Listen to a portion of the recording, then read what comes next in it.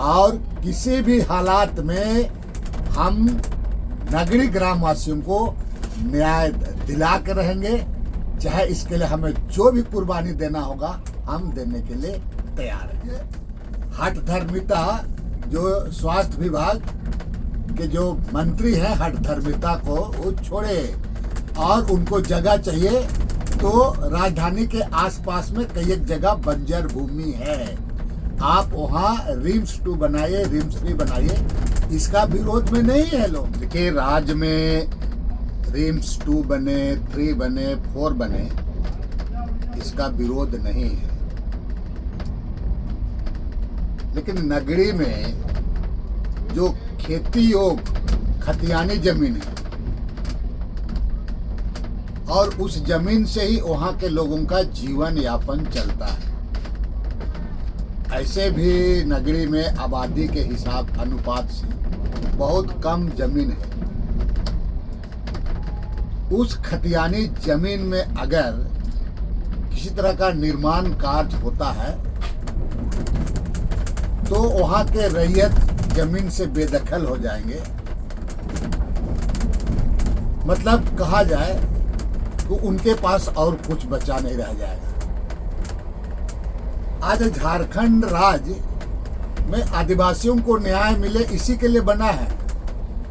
जल जंगल जमीन की बात किया जाता है, आदिवासियों को उनका अगर खतियानी जमीन से ही आप उनको बेदखल कर देंगे, वो जाएंगे कहाँ?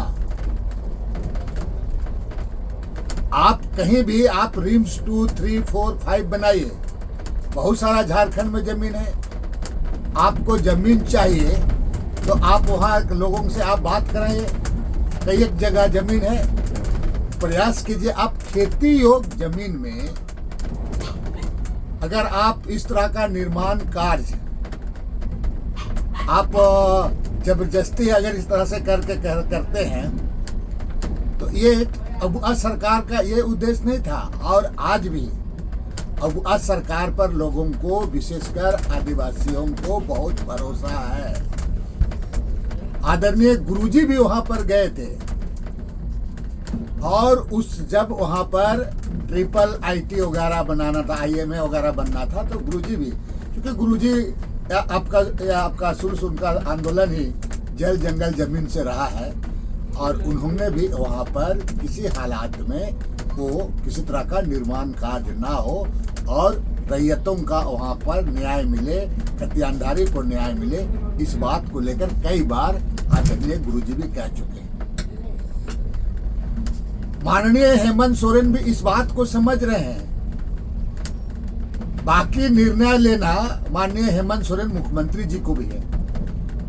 और ये जो बयान आता है कि आदरणीय राहुल गांधी जी का सपना, हेमंत सोरेन जी का सपना, तो आदरणीय राहुल गांधी जी का और आदरणीय हेमंत सोरेन का ये सपना नहीं कि आदिवासी को उजाड़ करके हम वहां पर रिम्स 2 बनाए। ऐसे भी पहले भी लोग उजाड़ दिए गए, HC बना तब भी उजाड़ दिए गए। लोग आज कहां से कहां चले गए, उनकी स्थिति क्या है, किसी से छिपी हुई नहीं है।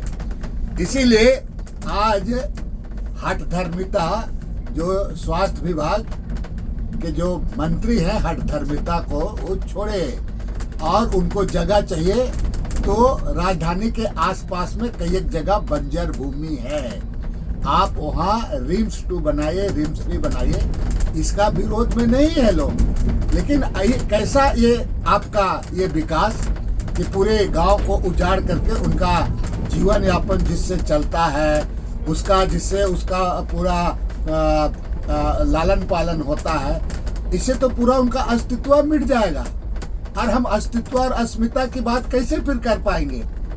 इसीलिए किसी भी हालात में वहाँ पर नगरी मौजा के लोगों को, नगरी के लोगों को न्याय मिलेगा और आदरणीय हेमंत सोरेन इसको बिल्कुल इस मामले पर संवेदनशील है और मुझे विश्वास है कि ये आपको उनके साथ में माननीय हेमंत सोरेन जी न्याय देंगे।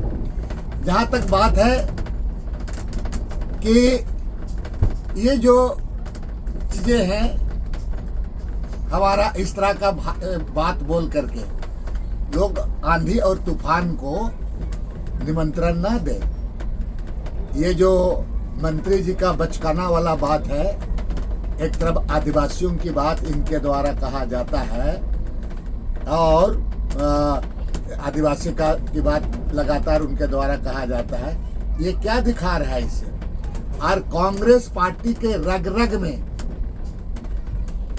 गठबंधन सरकार के रग रग में आदिवासियों का अस्मिता और अस्तित्व का रक्षा करने का बिल्कुल उनका नियत बिल्कुल साफ है।